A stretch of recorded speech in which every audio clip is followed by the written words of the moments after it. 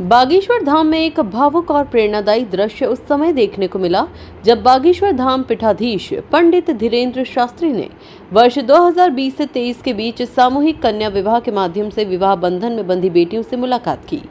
बेटियों और दामादों को सामने देखकर महाराज श्री भावुक हो उठे और उनका हालचाल पूछते हुए उनके सुखद वैवाहिक जीवन की कामना की। उन्होंने कहा कि आज बेटी और दामाद के साथ भेंट करने से मन अत्यंत प्रसन्न है। नाती नातियों को देखकर महाराज श्री ने कहा कि इन्हें सनातन का सिपाही बनाएं, बच्चों को संस्कारों की शिक्षा दें। महाराज श्री ने बेटियों से उनके परिवार, ससुराल और जीवन की परिस्थितियों के बारे में आत्मीयता से बातचीत की। महाराज श्री ने बेटियों से कहा कि वह प्रेम का प्रकाश पूरे परिवार पर फैलाएं। बागेश्वर धाम में आयोजित बेटी दामाद सम्मेलन में शामिल हुई बेटियों ने कहा कि आज उन्हें इतनी खुशी है कि वह अपने मुंह से बयां नहीं कर सकती। देश में शायद ही कहीं इस तरह का कार्यक्रम आयोजित हुआ होगा, क्योंकि विवाह सम्मेलनों से जिनके विवाह होते हैं उनकी खैर खबर दोबारा लेने वाला कोई नहीं होता।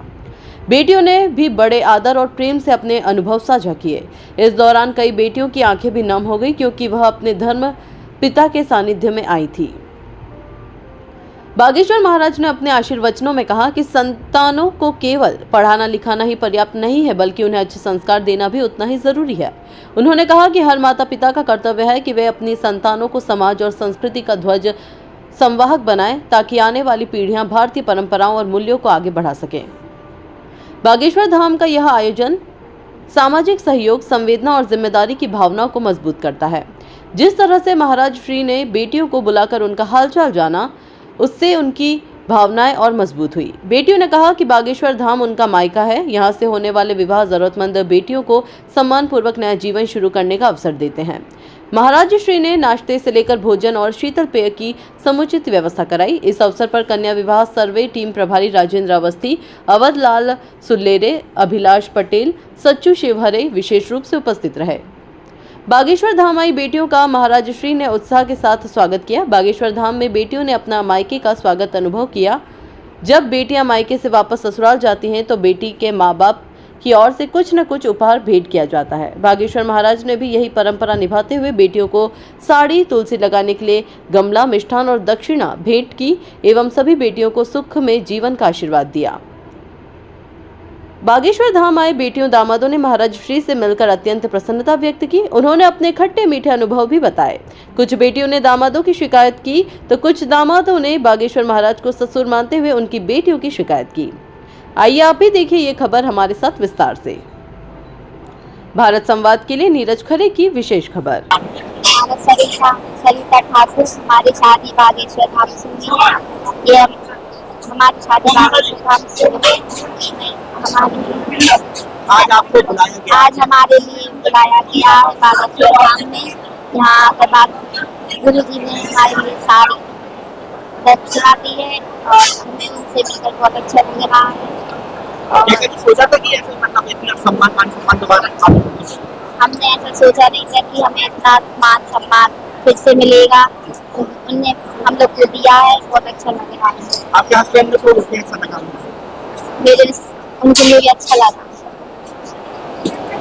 नाम है वही शंकर। कहाँ के आओ? छतरपुर।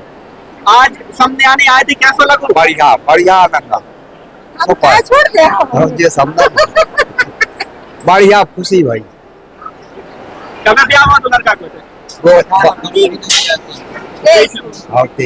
आपका कैसा लगा? समझी बहुत अच्छा लगा, बहुत अच्छा लगा, बहुत समझी अच्छे मिले।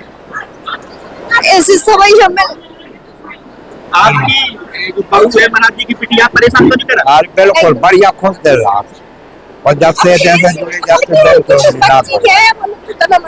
हर चीज कौन चीज की परेशानी है सब बढ़िया। मिले होंगे आप किसे? तो हाँ मिले। आप तो क्या बोले के बढ़िया है। हमने हाँ बढ़िया है।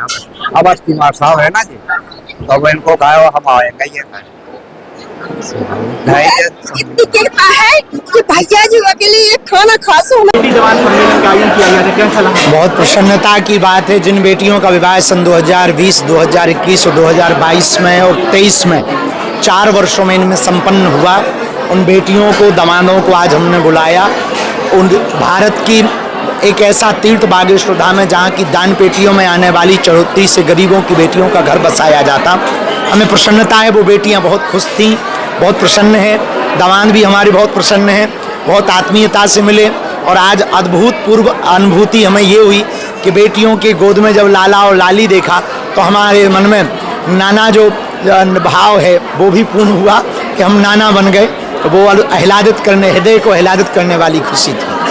जी, जब आप बच्चियों से मिल रहे थे तो दामादों ने शिकायत नहीं गृहस्थ जीवन के ये सब झंझट हैं तो कुछ ने बताया कि लड़ते हैं तो उनको समझाइश दी कि प्रेम ही सार है और प्रेम से ही प्रकाश होता है और लड़ाई से, कलेश से विनाश होता है। इसलिए प्रेम की रास्ता को चुने और परिवार को, घर को घर नहीं